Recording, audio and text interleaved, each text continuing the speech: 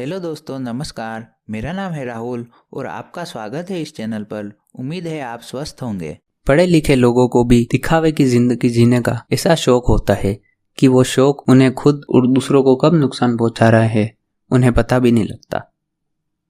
इसी तरह आज की कहानी एक ऐसे लड़के के बारे में है जो दिखावे की नई नई तरकीबें ढूंढता है। जैसे कभी अच्छे और महंगे कपड़ों में फोटो खिंचाकर सोशल मीडिया पर अपलोड करता, तो कभी महंगी कारों के साथ फोटो सोशल मीडिया पर अपलोड करता, और कभी फोटो एडिटिंग करके पीछे से ऐसा बैकग्राउंड बदलता कि मानो ऐसा लगे कि वो भारत में ना होकर किसी विदेश में अपनी जिंदगी मौज मस्ती से काट रहा है।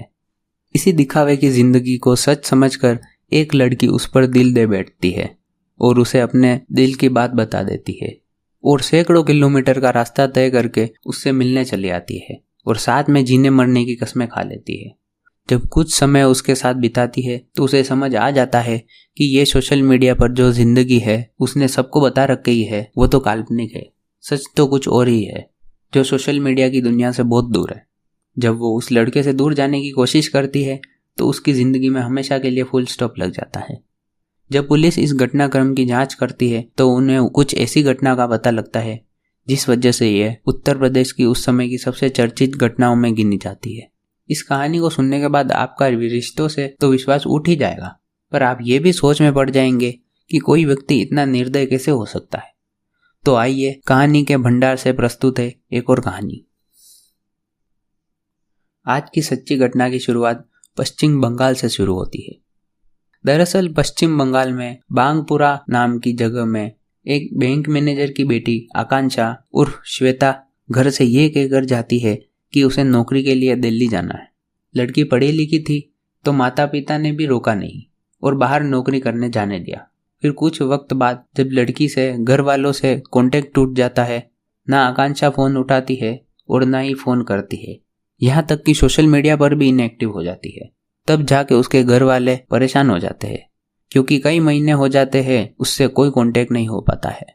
दिसंबर 2016 तक पूरी तरह से कांटेक्ट छूट जाता है। इस बात से परेशान होकर घर वाले सीधा बांगपुरा के थाने में जाते हैं और वहां उस लड़की की गुमशुदगी अपहरण का मुकदमा दर्ज करवाते हैं। पुलिस से कहते हैं कि हमारी बेटी नौकरी के लिए दिल्ली गई थी और अब उसका कोई पता नहीं लग रहा। दिसंबर में एफआईआर दर्ज कराई। पुलिस को वक्त लग जाता है और 2 फरवरी 2017 को पुलिस उसके कॉल डिटेल्स रिकॉर्ड्स, उसके मोबाइल लोकेशन के आधार पर यह पता लगता है कि आखिरी बार उसकी लोकेशन मध्य प्रदेश के भोपाल शहर में साकेत नगर सेक्टर 3A पर पाई जाती है। और पता लगाया जाता है तो एग्जैक्ट घर भी मालूम पड़ जाता है और यह भी पता लगता है कि उसकी बात सबसे ज्यादा एक लड़के से होती है जिसका नाम उदयन दास होता है, और इसी घर से ज्यादातर आकांक्षा को कॉल आया जाया करती थी। ये इन्फॉर्मेशन मिलते ही सब इंस्पेक्टर अपनी टीम के साथ उस लोकेशन पर पहुंच जाते हैं। पुलिस जब घर के बाहर कई बार दरवाजा खटखटाते हैं तो कई हलचल नहीं होती। तब सब इंस्पेक्टर दिमाग लगाते हैं और दीवार के सहारे छत पर चढ़ जाते हैं। छत से अंदर कूदने पर एक दरवाजा थोड़ा खुला हुआ पाते हैं। ये देखने पर पुलिस लात मारकर दरवाजा खोल देती है और अंदर एक लड़का था। वो लड़का उदयन दास ही था और छुपने की कोशिश कर रहा था। पुलिस उसे पकड़कर आकांक्षा के बारे में पूछताछ करती है और कहती है कि आकांक्षा के बारे में जो भी जानते हो बता दो। शुरू में उदयन दास पुलिस को गुमराह करने के लिए उधर उधर की बातें करता है और सच नहीं बताता। पुलिस फिर सख्ती से बात करती है तो वो एक कमरे में ले जाता है और कहता है यहाँ है आकांक्षा। उस कमरे में एक पलंग और एक चबूतरा बना हुआ था और कुछ जरूरी सामान होता है। उदयन उस चबूतरे की तरफ इशारा करता है और कहता है यही है आकांक्षा। पुलिस इसे मजाक समझकर सख्ती दिखाती है। तब उदयन कहता है मेरा यकीन करो यही है आकांक्षा। अब पुलिस उसकी बात मान चबूतरे को तोड़ने लग जाती है। तोड़ने के लिए मशीन और मजदूर बुलवाए जाते हैं। मजदूर बहुत कोशिश करते हैं पर उस चबूतरे को तोड़ना इतना मुश्किल हो रहा था मानो कि बहुत ही मजबूती से बनाया हो। मशीन से कोशिश करते हैं तो मशीन भी जवाब देने लग जाती है। फिर छीनी हथौड़े से जब कोशिश करते हैं और पूरी 8 घंटे की मेहनत के बाद आखिरकार वो चबूतरा टूट जाता है और उसमें से एक संदूक यानी बॉक्स निकलता है। बॉक्स को खोलने पर सीमेंट से लेपी हुई एक लाश मिलती है। सीमेंट को तोड़कर पता लगता है वो लाश किसी और की नहीं बल्कि आकांक्षा की ही थी। उदयन के कारनामे देखकर एक बार तो यकीन नहीं होता कि ऐसा काम भी कोई कर सकता है। जब आकांक्षा के घर वाले आते हैं तो उन सब के होश उड़ जाते हैं, खासकर लड़की के पिता देवेंद्र कुमार शर्मा, जो अपनी बेटी को इस हालत में देख रोने लगते हैं और खुद को संभाल नहीं पाते। परिवार के बाकी लोग भी दंग रह जाते हैं। अब ये खबर भोपाल के साथ साथ पूरे मध्य प्रदेश में आग की तरह फैल जाती है कि एक लड़के ने एक लड़की को चबूतरे के अंदर छीन दिया। जब उस लड़के उदयन दास से सच पूछा जाता है तो सच बहुत भयंकर होता है। वो बताने लगता है कि आकांक्षा 24 जून 2016 को इसके पास मिलने आती है। इनके दोस्ती की शुरुआत 2007 से ही हो जाती है, जब एक ओरकुट नाम का एक सोशल मीडिया प्लेटफॉर्म फेमस था। ओरकुट पर उदयन फोटो डाला करता था। वहां से दोनों बातें करने लगे और धीरे धीरे दोनों में दोस्ती हो गई।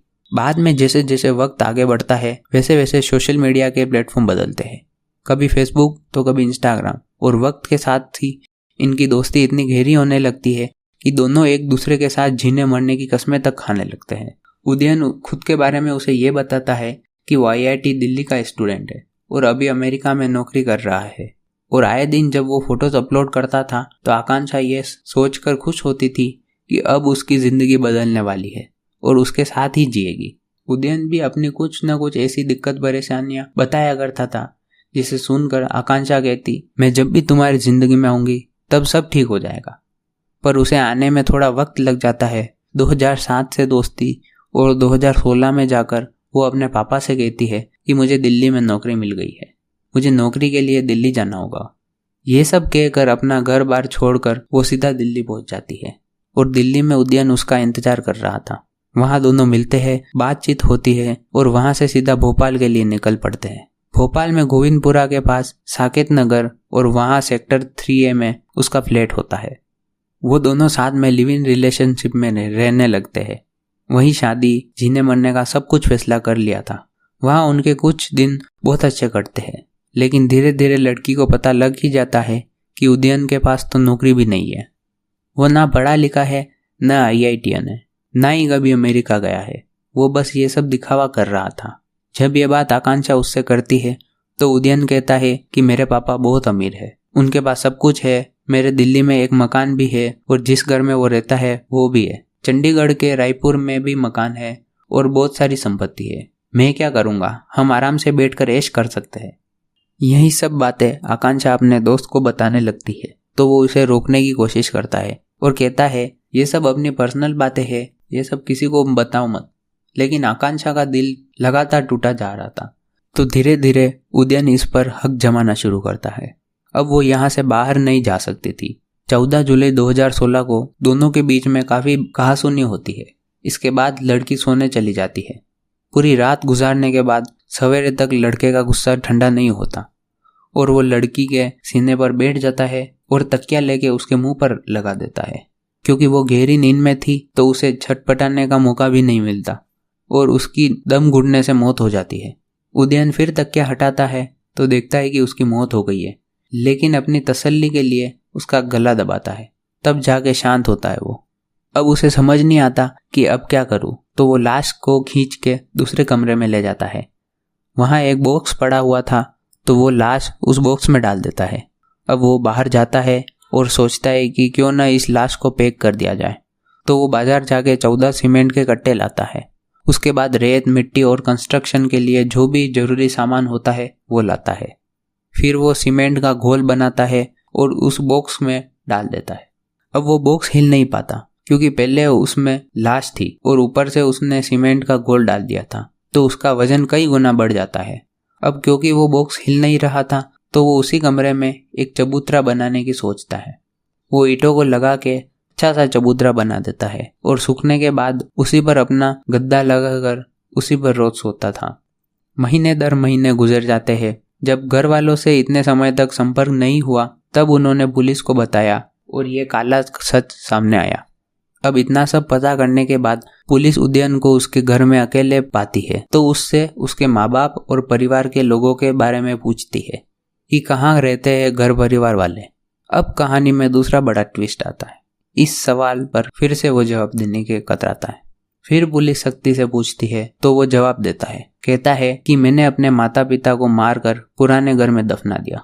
अब पुलिस को इस बात पर यकीन नहीं होता, पर इसके आकांक्षा वाला कारनामा देखकर पुलिस को यकीन करना पड़ा। आकांक्षा की लाश को पोस्टमार्टम के लिए भेजा जाता है और फिर पुलिस सीधा छत्तीसगढ़ के रायपुर जिले में पहुंचती है। रायपुर में एक शांति नगर नाम का जगह पर एक बड़ा सा घर होता है जिसमें छोटी सी बगिया थी और इस बगिया में पेड़ पौधे भी लगे हुए होते। सब बहुत सुंदर दिख रहा था। वहां पहुंचकर उदयन बगिया की तरफ इशारा करके कहता है, मैंने उन्हें यही दफनाया है। मजदूरों को बुलाकर गड्ढा खुदवाया जाता है। खुदाई करने पर 2 कंकालें मिलती है। पुलिस इस बारे में पूछती है कि माँ बाप को क्यों मारा, तो फिर वो जवाब देता है कि दोनों हमेशा चिक चिक करते रहते थे। 12वीं ही पास था। हमेशा यही कहते, कुछ बन जा, कुछ काम करके पैसे कमा। रोज रोज की चिक चिक बाजी होती थी। इसके पिता बीके दास भेल कंपनी से फोरमैन के पद से रिटायर हुए थे और माँ विंध्याचल भवन में एनालिस्ट के पद से रिटायर हुई थी। रिटायर होने के बाद भी माँ को 30,000 की पेंशन मिल रही थी और पिता को भी पेंशन मिल रही थी।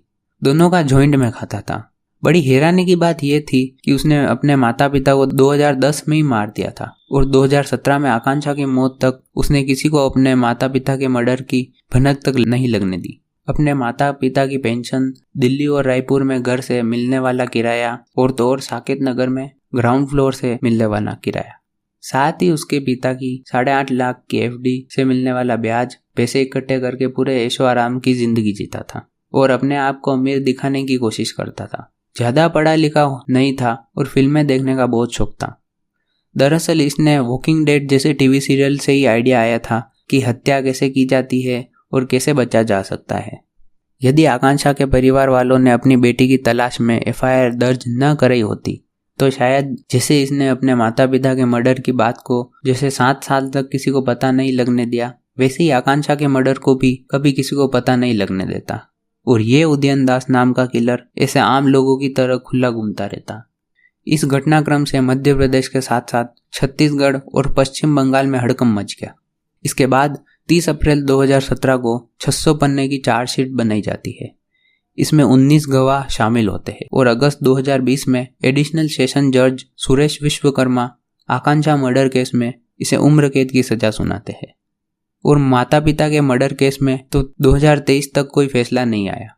कई बार हमारा कानून इतना आराम से काम करने की वजह से क्रिमिनल्स को गुनाह करने में सोचने पर मजबूर भी नहीं करता कि किसी गुनाह को करने के बाद क्या परिणाम हो सकता है।